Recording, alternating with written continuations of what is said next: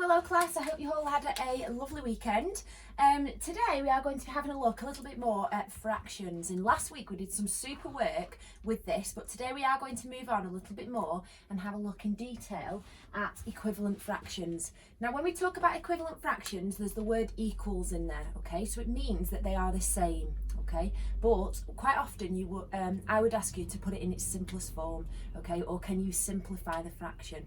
And that means to reduce it down and to put it in its smallest form, okay, even though they are equal. So you can see here that I've got a pie and I've got half of the pie, okay, because I've got one out of the two. So I have got like that, okay, I've got a half of the pie.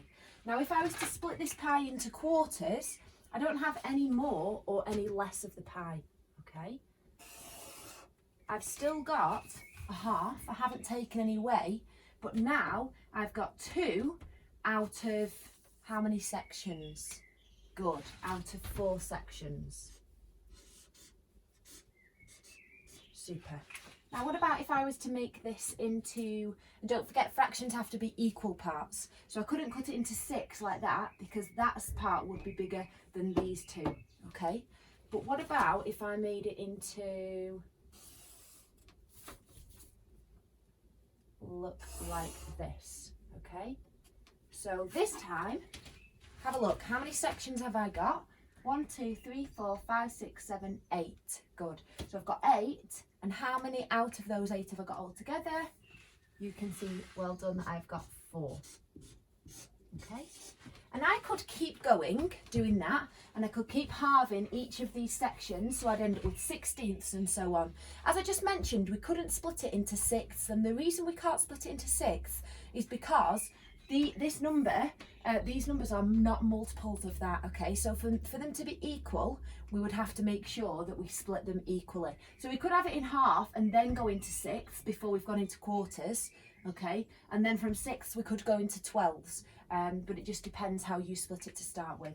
So these are all what we call equivalent fractions, okay? So if we have a look at this one, I've got the fraction 8/10, and we need to find an equivalent fraction to 8/10. So how can I either reduce this or make it larger? Okay, have a look. So what number goes into 8 and goes into 10? Well, does 8 go into 10? No. They're both even, so they're both divisible by 2. Good. Is there a number that's higher than the 2 that goes into them? For example, 3. 3 doesn't, 4 doesn't, so 2 is our highest number that goes into them. So if I do 8 divided by 2, I get the number 4, okay? Remember, when we simplify fractions or when we find a common denominator, anything like that, what we do to the bottom, we have to do to the top. So what we do to the denominator, we have to do to the numerator and vice versa. So for this one, you can see to get to this, I divided it by 2, which I can obviously do here.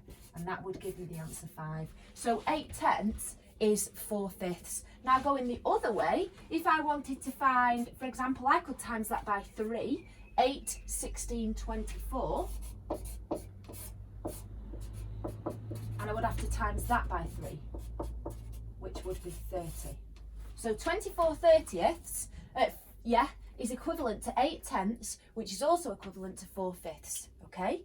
So you can see that I've got a variety of fractions on the board. It gets slightly different towards the bottom, but let's have a look at this one, 25/50ths. So what number goes into both 25 and 50? Well, hopefully you'll recognise that they both end in 5 or a 0, so they're both divisible by 5.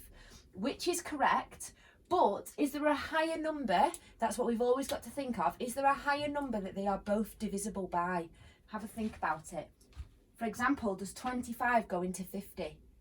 It does, good. Does it go into 25? Yeah. So therefore, 25 goes into 25 once, and 25 goes into 50 twice. So 25/50ths is equivalent to a half.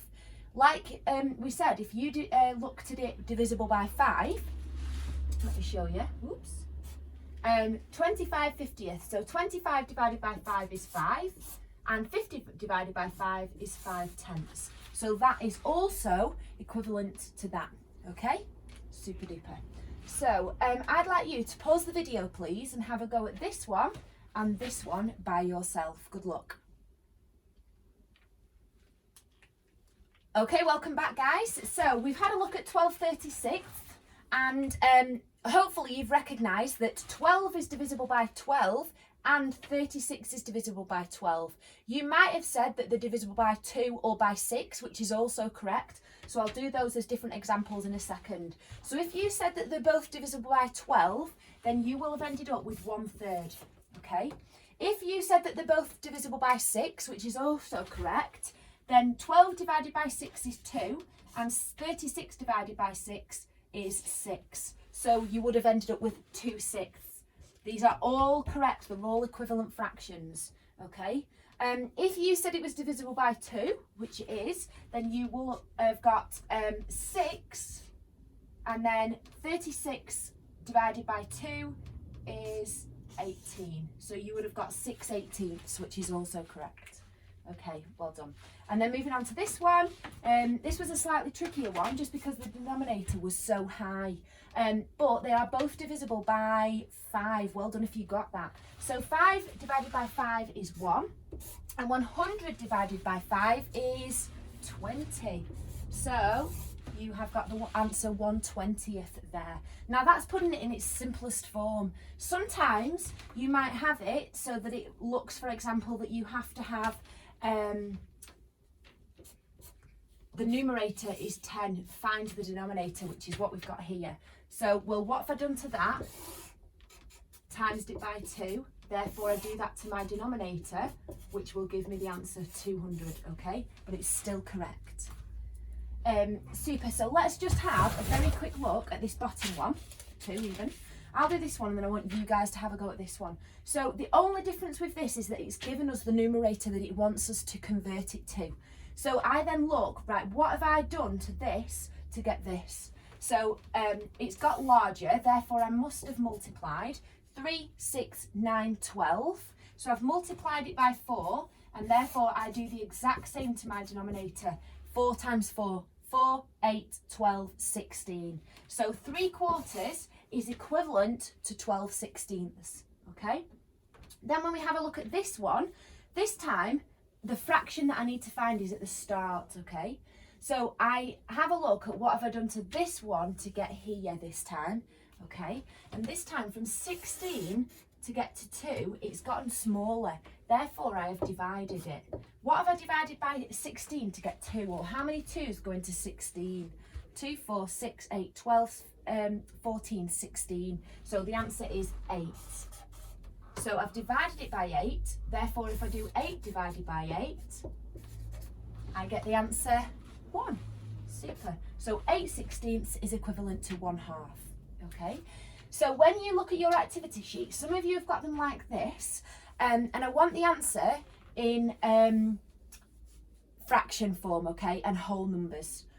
So it's called a mixed number fraction. But then here you can see that I have got missing numbers for some children that you need to include as well. Okay. I look forward to seeing how you get on. Well done.